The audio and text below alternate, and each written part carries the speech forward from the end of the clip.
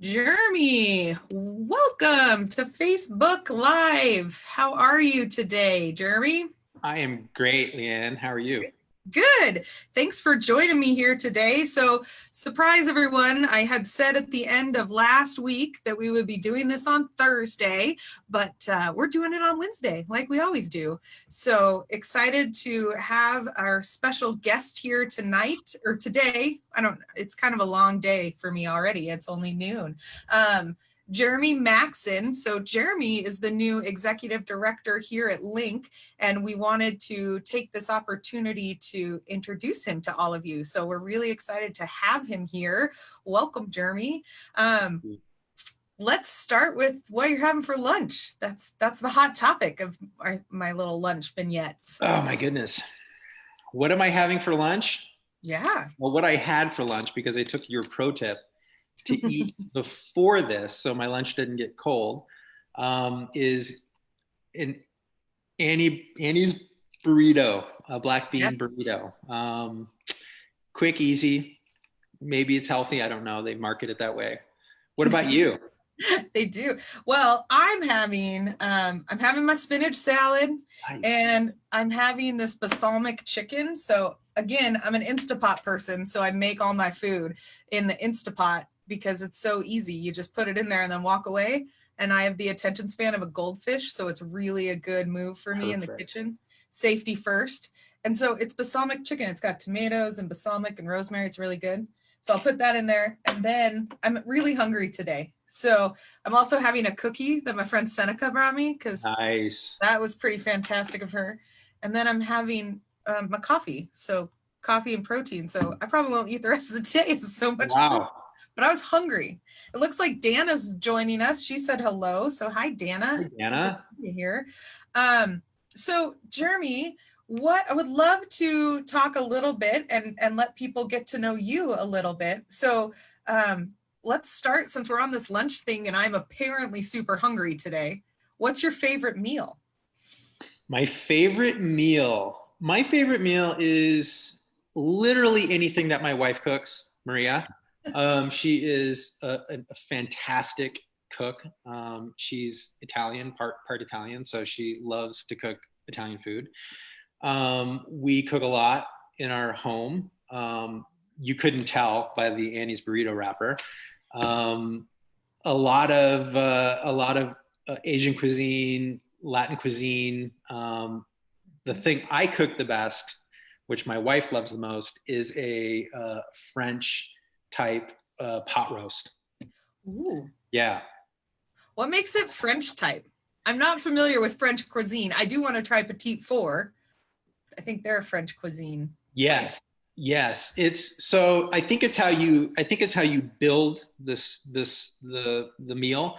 So the layering of the flavors and kind of what you start with and how you what order you put what ingredients in and how long you cook them for, and the end result of that is what I call a French inspired meal. So that's the extent of my let's move to the next topic. I don't want to go.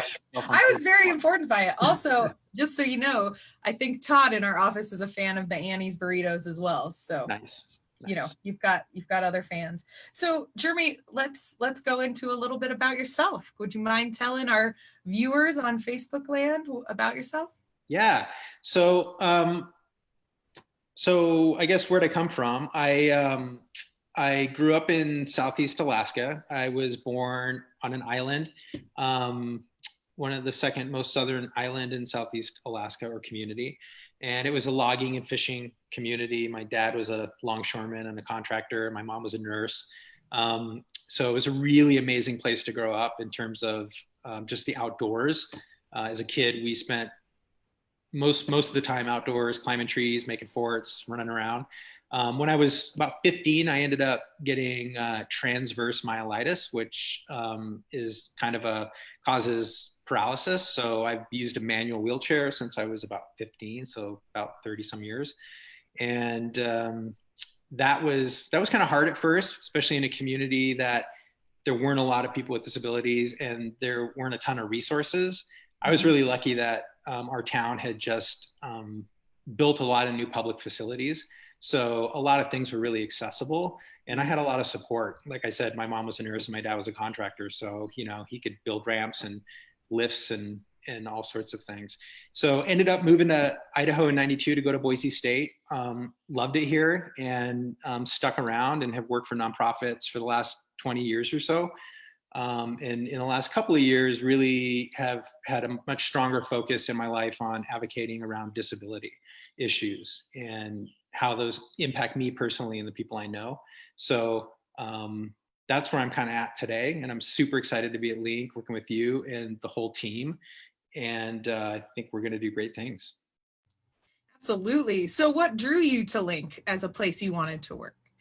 So I had been working for the state, Idaho State Independent Living Council, which is a small state agency that advocates for the independent living philosophy in Idaho. And I was doing emergency preparedness and running the ABLE Act Technical Assistance Program.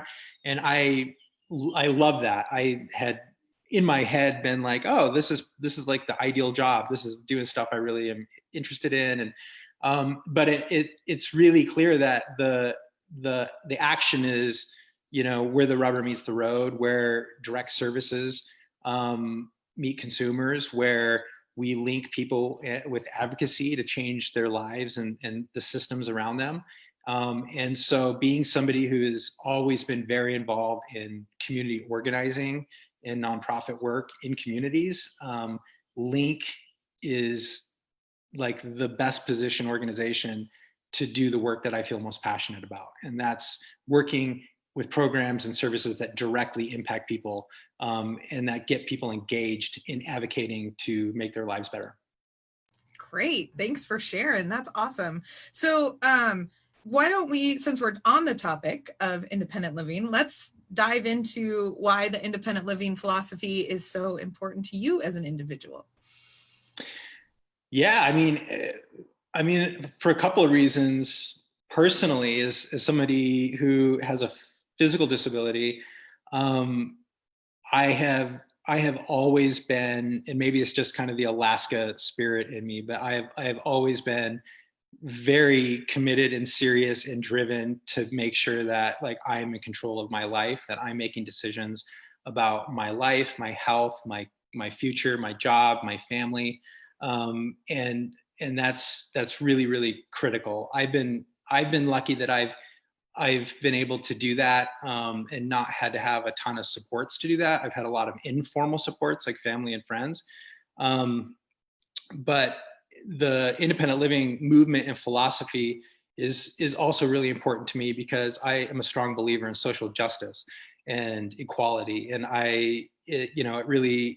it's painful to see a society that does not afford that inequality or those resources to everybody who needs them to live their full lives. We all get kind of one.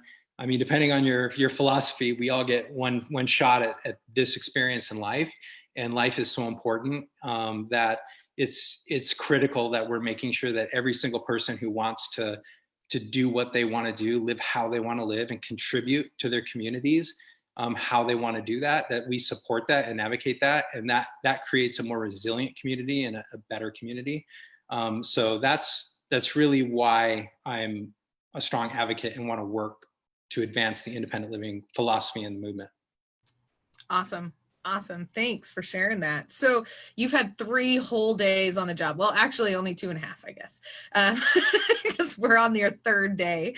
What are your first impressions or maybe some highlights that you wouldn't mind sharing with our community out there? Yeah, 2.5 days. It feels longer than that in a good way. I will say that the first thing that I think hits me is how what a sense of community and family the organization fosters culturally and internally. I have been just incredibly welcome to the organization. You have been incredibly welcoming. I'm sitting next to a bouquet of flowers that LeAnn made sure was sent to my wife as a welcome, and that's just so thoughtful and appreciated. So that just sense of of community is really important when you're dealing with what are oftentimes really heavy issues. You know, because you can't fix everybody's problems, and you can't, you know, we don't have access to every resource that everybody needs. And so, you know, it can be really hard. We had a staff call this morning, my first staff call, and it was, you know, a lot of people were really expressing powerful emotions about how important this organization is to them and how important the people they serve are to them. And that was really revealing about kind of the character of the staff and the organization. And I think that's probably the most powerful thing so far that I've experienced. And it's just really motivated to do a good job and to be the best that I can be in this position. I think you're on mute. Oh my gosh, I totally did that on Facebook Live. Thank you for telling me. That's fantastic. I was trying to decrease my background noise. So what are some issues or some things you're looking forward to addressing and working on in your new role at LINC? Yeah, so I'm looking forward to, you know, you kind of look at it in two different ways. There's kind of the organization, how it operates, and I'm looking forward to supporting you in your role as a leader in the organization who really is dialing in kind of how things operate, how the staff work and the culture. And I'm also really looking forward to how we fully build out what a center for independent living can be, not just in providing independent living services and the PASS program for personal assistance and things like that. Those are the things that get people to a place where they're then in a position to advocate for themselves, to change their community. And what really, really excites me is when I see people who have felt really disempowered and learn a new tool or a new skill, or they meet people who then support them in their efforts to change something in their community that is a barrier or take advantage of an opportunity. And that's what I think one thing I'm going to be able to bring to LINC is making that full connection between the folks we serve and connecting them with the skills and the resources and the tools and the support they need to become advocates in the community to make progress on the independent living front, whether it be increased pay for personal attendance, or expanding public transportation, or making sure that we have sidewalk connectivity. You know, there's making sure we have ASL interpreters at public meetings. There's a ton of opportunity out there. And so I want to bring more people who we serve into that fight, into that struggle, that political struggle, that grassroots effort to make those changes, to make us stronger as a movement. Yeah, that's great. That's great. There was, you know, that reminds me of the first moment when we have a chance to, someone finds their voice, right? Mm-hmm. They're able to find that space to advocate for themselves. And sometimes it's just a little switch. Sometimes it's just someone saying your voice is important. Go say what you need, what you want to say. And then they make such powerful change that's a ripple effect that maybe just impacted them. We had someone advocate for spacing in a clinic setting because it was uncomfortable for her and she didn't feel like it was safe in that, in the way it was set up. And just having peers say, you can say something. And then she said something and the whole thing changed for that clinic. And it was just an awareness. And so that's such a powerful thing that can be really complex, but could also be really simple. So that's excellent. So we just have about 1 more minute. We try to keep these short for your lunch break. So Jeremy, I'd really like to finish and learn a little bit more about what you like to do for fun. Oh boy, what do I like to do for fun? I'll tell you what I've done for fun over the winter and into the early spring is a couple of buddies. Every month and a half or so, and it was kind of interesting in the winter when it was snowy and cold and dark. We pack up a bunch of firewood, go up to Arrow Rock Reservoir, and find a place on the side of the reservoir at night to basically like build a bonfire and grill some food in cast iron skillets, and basically just hang out and enjoy being out and not around people and just in nature, and that's close to town. but that has been kind of a growing ritual that we're doing that's been really, really fun. So anything like that is really a blast. That's awesome. Yeah, my husband says, I got to go get a little smoke in my beard. Yes, that's it. That's it. I like your husband.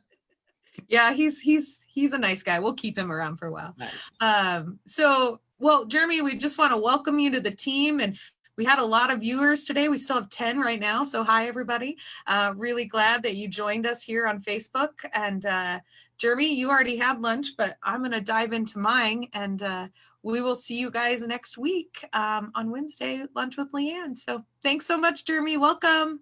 Thank you.